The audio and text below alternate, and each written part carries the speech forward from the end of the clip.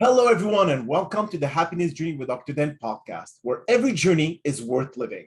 My name is Dr. Dan, and I'm your host for today's episode. I'm a bilingual neuro-linguistic programming and cognitive behavior psychotherapist specializing in anger management issues, both court-appointed and private, marriage counseling using the EFT method, dissociative disorders, narcissistic personality disorders, depression, anxiety, dream analysis, and also provide life, business, and retirement coaching support.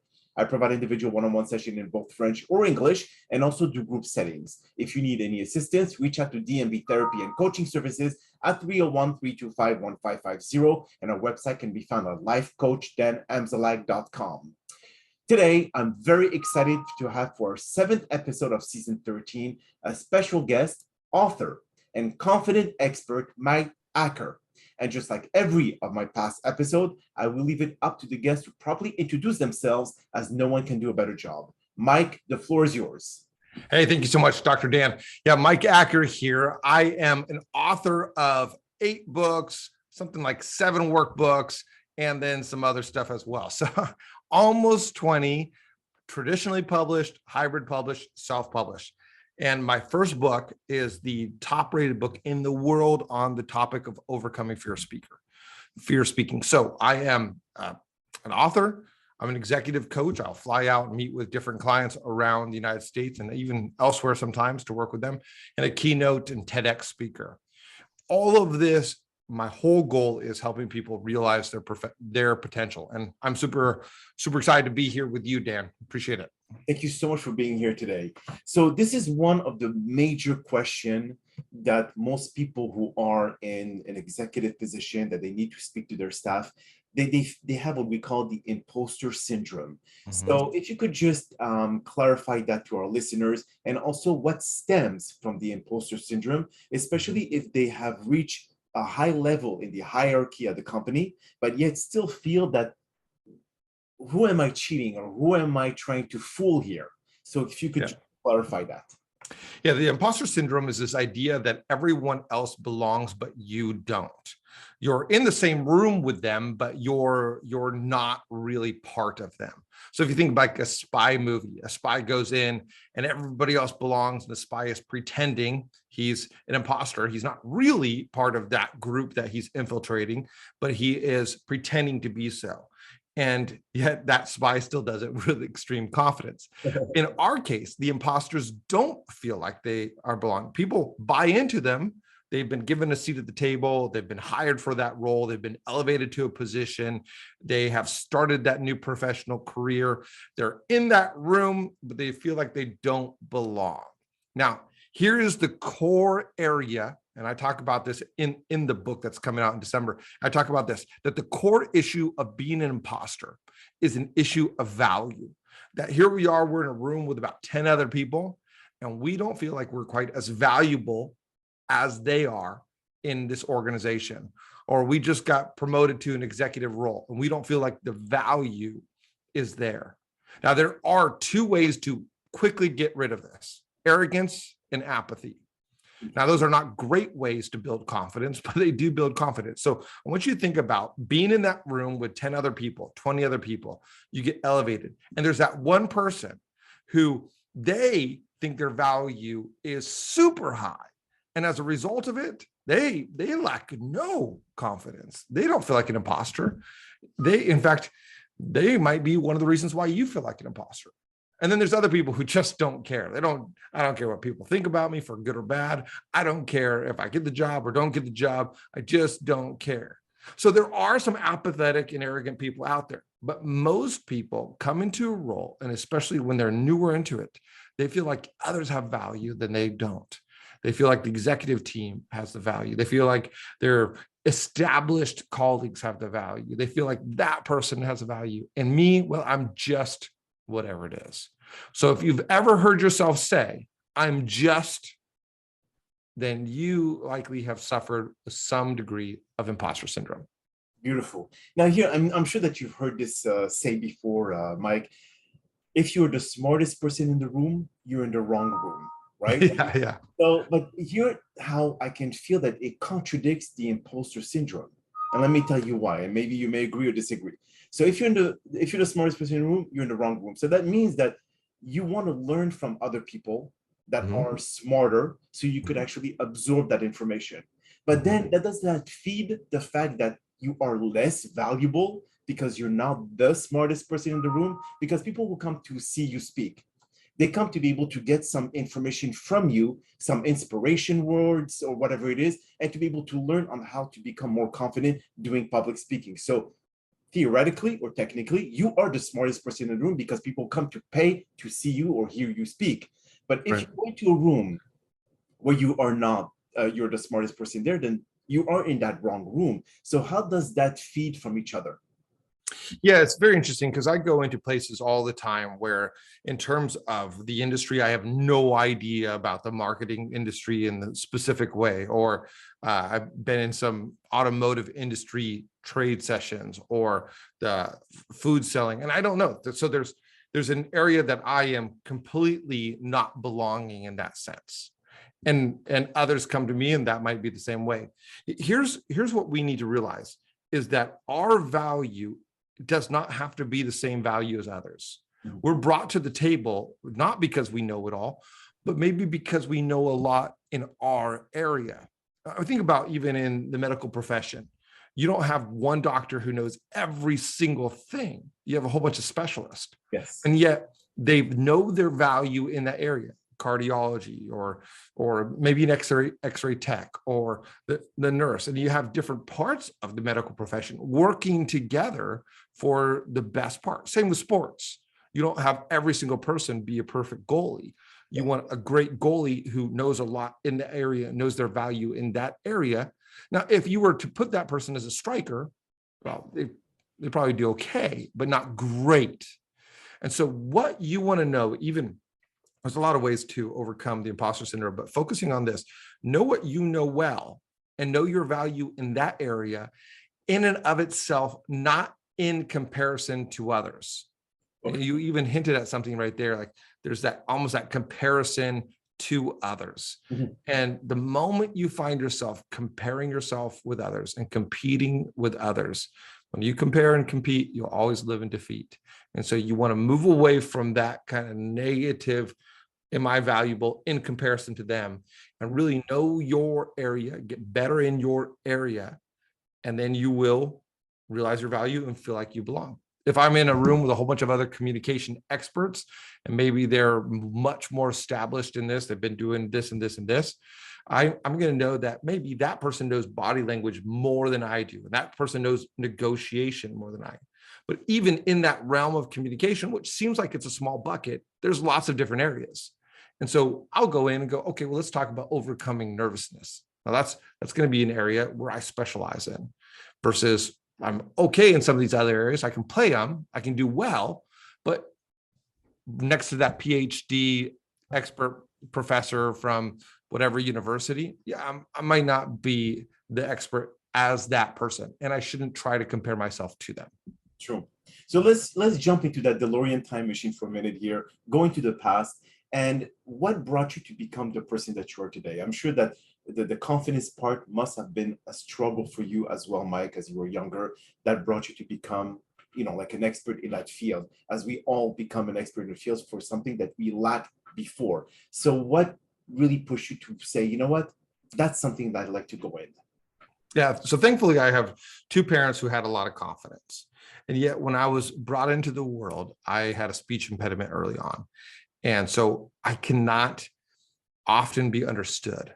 And so I'd go to say the j sound, or shoulder, or soldier, and I couldn't, that j sound, I couldn't make that sound. And so this began a lot of, what did he say? What did he say? What did he say? What did he say? Even at the point in time where you should be understood, and people making fun of me and that kind of stuff. Also, I tended to be the type of kid, and still to the day I have to be careful, where I can start saying before I think of talking, before I really think about what I'm going to talk about. So here I am putting myself out there, and then not knowing the repercussions, and then getting embarrassed on a regular basis, and putting myself out there with a speech impediment, being made fun of, and then come back. So I was aware of where I so-called fit into the classroom setting. and worked on that. Now, I worked a lot with a speech therapist early on to overcome that speech impediment. My mom would take me, and according to my mom, I worked it religiously. So I got to a spot where I could speak confidently and I could get up in front of people. And then right when I did that at like 7, 8, 9, we moved down to Mexico and I started brand new, different country, learning how to speak and present. And they'd say, Mike, come up on the stage and talk to everybody. And so I would start out with extremely bad Spanish, something like, hola, me llamar, Mike, como se dice, and then I would swear because everybody would teach me swear words thinking that that would be funny. Yes. And then everybody would laugh. And so I'm getting embarrassed. I'm putting myself out there, and I would actually create psychosomatic fever so I wouldn't have to go to school. Literally, like I would be sick every single week, and my mom would check my temperature, and she said, "Oh my gosh, you got another fever. Why are you getting sick?" It's because extreme nervousness, anxiety, and insecurity of going up in front of my classroom. So much so that I changed my identity from the serious student who loved to study to being the class clown. Wasn't the class clown, wasn't my personality, but I became the class clown because, man, if everybody keeps calling you something, you're probably it. Start believing it, yeah. And so I believed it and became that personality. Eventually, working through it, going through it, I got to a spot where I could confidently speak in Spanish and be up on stage and be okay with the people still making fun of me even 7 years into it. And I moved back to the United States. And here I am again, finding my place in a world. So when I often talk with people like, Mike, why you? And it's because this is not like an academic exercise for me. Sure, I've studied this, have degrees, have the experience, spoken to 10,000 people, written the books, but this is not an academic, theoretical approach to it. This isn't something that I was so-called naturally born with. This is something I've fought for.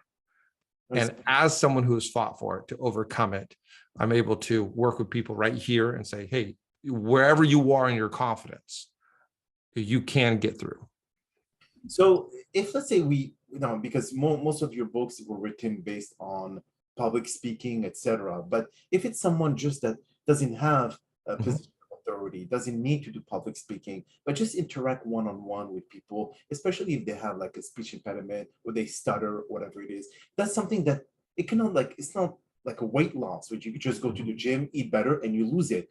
A stutter will be there unless if you treat it with speech therapy. But how can you just, to the general population, to all of our listeners out there, how can you give confidence to someone to want to be able to be self-aware of their weaknesses and take action to be able to start making a change in their life and build and then kind of basically create not a vicious cycle, but more of a cycle to feeling more confident because now they could speak better and so on and so forth. So how do you break that ice, Mike? Yeah, absolutely. So I'm so glad you asked this, because even though the book is called Speak with Confidence, the first part of the book, because I break it down into my framework of how to do that, the first part has very little to do with speaking. And the whole framework is just that often what we do, even when we want to become a public speaker with confidence, we try to focus on the external things like skills, or the mental things like, what are you saying? But even before you get there, there's a first component, and it's who you are. So the very first part of this book, which I believe is what really sets it apart from anything else, is who are you? And really coming to terms and deciding who you are. And I say this again and again when I'm working with clients, is that if you don't label yourself, you will wonder what labels others people put on you. That's true. So you want to decide, this is the type of person I am. This is who I am. I love that line in Atomic Habits where he says, habits are part of what you create to say, I'm the type of person who does this. Mm-hmm. And you want to decide who you are. Now, it needs to be grounded in reality. So I'm the type of person who's the best martial artist ever. No, I'm not. I don't know no martial arts at all. So I'm not. So it's not grounded in reality. You see that a whole bunch on America's Got Talent stuff. But what can you do to build confidence no matter where you are, whether it's on stage or off stage or with friends going in? Let me give you a couple just thoughts for you here. One, really study yourself. I would think about anything like Dr. Dan. Why is he a doctor? because he's got the degrees, he's got the study, he's put in the time. So why can you be confident in what you do? Why can I be confident in my speaking? Why can a mechanic be confident in his working on a car? Why? Because they put in the time to study. And one of the best ways that you can get confident in yourself is study yourself. Really, really study yourself. Now, why can't a mechanic work on a car that maybe he hasn't worked on exactly that car before? It's because he knows the principles. He can transfer it. Now, it might not be what he's really used to, or maybe he'd prefer not to work on that model, but it's what he has. And you look at what you have and you study yourself and you come to an agreement with 3 words. Do I appreciate this about myself? Do I accept this about myself? Or do I need to improve this? And those 3 words are so, so powerful in terms of really finding confidence in who you are. Okay, so that's actually a very interesting point. But here where comes the caveat in this whole theoretical approach to the confidence and the believing in yourself. So if, let's say, someone practiced law for 10 years, okay, and in the beginning they had passion for it, they lost completely the passion, and they feel that they no longer have enough confidence to be able to continue on in that field or in that sector of the industry. So people who no longer love their job, which is 87% of the US population, how, if you lose passion, you lose interest. If you lose interest, you no longer want to be able to grow in that field, means learning more. More you learn, more you become an expert, as you mentioned, by putting the studies, by putting the time, etc. But when the passion disappears, does the confidence disappear as well? I think whatever we're doing in terms of passion, we have to come back to the purpose for it. And here's one of my big mantras on overcoming nervousness is it's not about you. It's not about you. So even as I'm speaking right now, no one tuned in going, you know what, I'm gonna show up on the podcast today just to support Mike Acker and make him feel better about himself. No one's tuning in to watch it going like that. Now, not that people here don't want me to feel good about myself, or they're nice people. You're listening to this, you want the best for me. Sure, you got it, because you're a nice person. But you tune into the podcast because you want something for you. So if I come in here and I have talked about what I'm talking about with you so many times, I've written a book about it. I have coached this for years. I've done workshops on this. I'm preparing for a TEDx for this. So this is something I know extremely well and have said many times. And if it's about me, then I'm done with it. I said it, let me move on to something new. But if it's about others, and if I can connect it to others, then I can still be passionate, because even though the content doesn't necessarily change, the people do.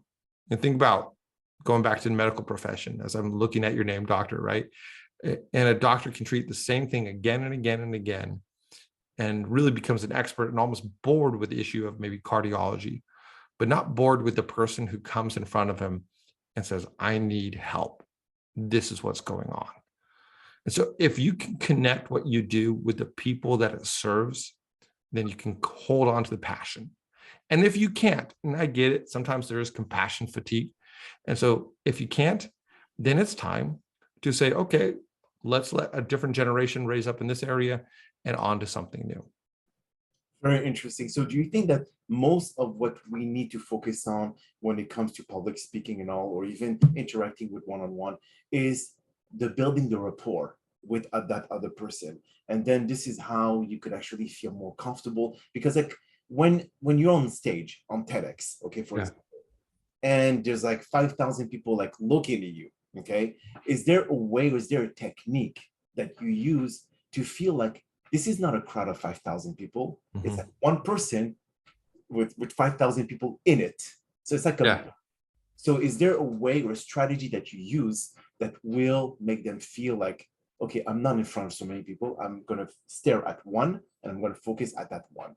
So is there something that you could help our listeners to be able to kind of ease that stress right before they go on stage? Right. Yeah. So once again, confidence comes into 3 different parts. There's the skills, what you do, there's a message, what you say, and then there's identity, who you are. which is really the framework of all of my coaching, whether for executive presence or public speaking. And so in that mind space of identity, we get into, and in the preparation for the message, we get into the same thing. Who am I and who am I helping? Who am I and who am I helping? So once you know who you are, then you start thinking about who are they and how are you helping them? And then speak to them, not speak for yourself, speak to them. On the identity piece, not worrying about you because people aren't really worried about you. They're worried about themselves. Not a messaging piece, really speaking to them. So going back to the imposter syndrome, the first time I heard that was several years ago. I was working with this client and she had risen up through the ranks to be part of one of 40 people. She was only female. Everybody else was Ivy Leaguers. And she was speaking to this group. And she was just nervous, imposter syndrome. I had to look it up. I was like, what is imposter syndrome? And she told me about it. I was like, oh, I get it. And she said, I just don't even like the group. They're all jerks. They're all this. They're just awful people, on and on. And it was like, oh my gosh, that's tough. And often what happens when we get up in front of 5,000 people or 40 people that we don't like is we generalize them and we turn people into a crowd. And crowds are scary. Think about anything scary that has happened. It's been done in the name of a crowd mindset, and people jump into it, and it can be awful. But you take that crowd, even think about the political party that's on the other